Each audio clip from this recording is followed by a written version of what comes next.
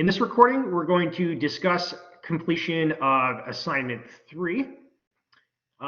This assignment is an assignment on gradient boosting machines, and we're going to solve a classification problem using gradient boosting machines and using a popular and classic machine learning data set, the so-called IRIS data set.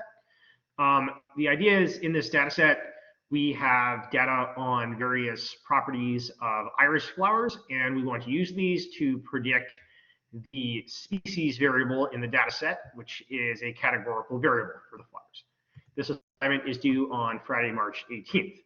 As always, the assignment submission consists of submitting an R script or markdown file in the Dropbox and then answering some questions on a Moodle quiz assignment.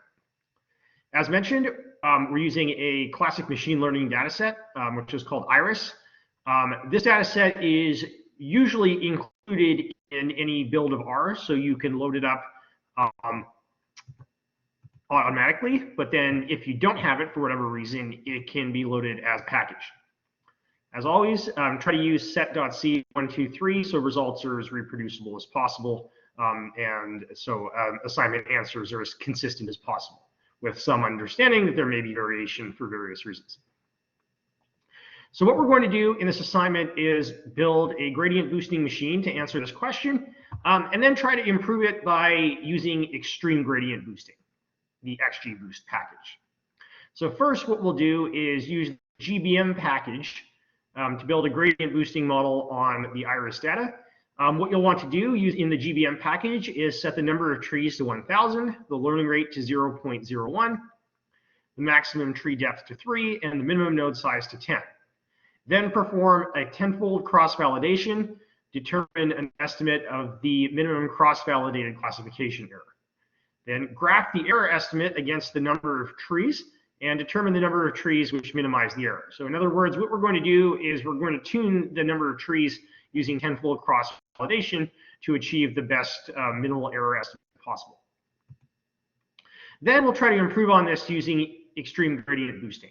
So one thing we have to do here to use the XGBoost algorithm is numerically encode all the variables, arrange the features in the matrix, and form a target vector.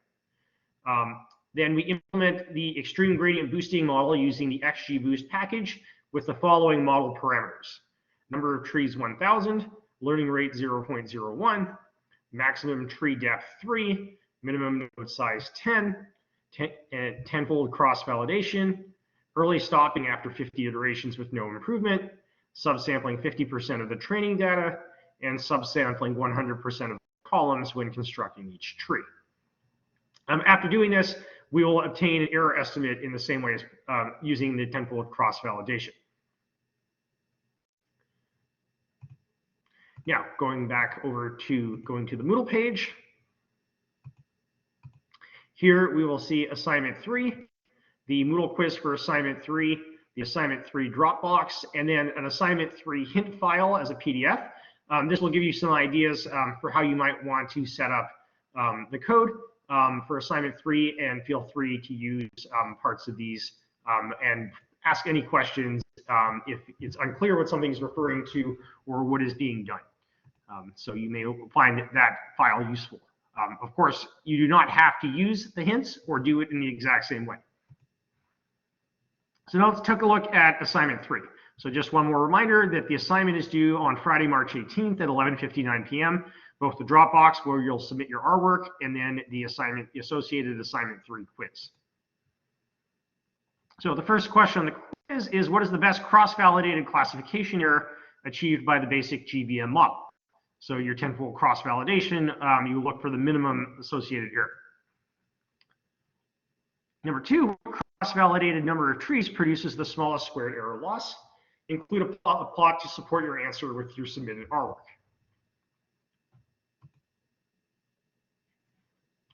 Number 3, what is the minimum cross-validated error achieved by the XGBoost model?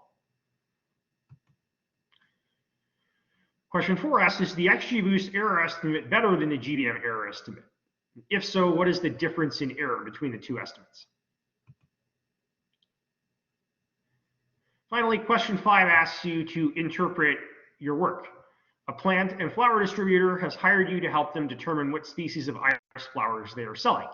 as their current supplier does not have the information available. Explain to the client how your model works and what the error represents.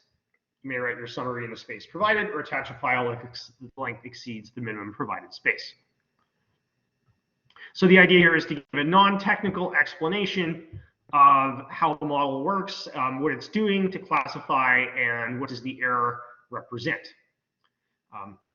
Please contact me if you have any questions about answering any of these, or with the associated hint file if you use it, or any of the artwork.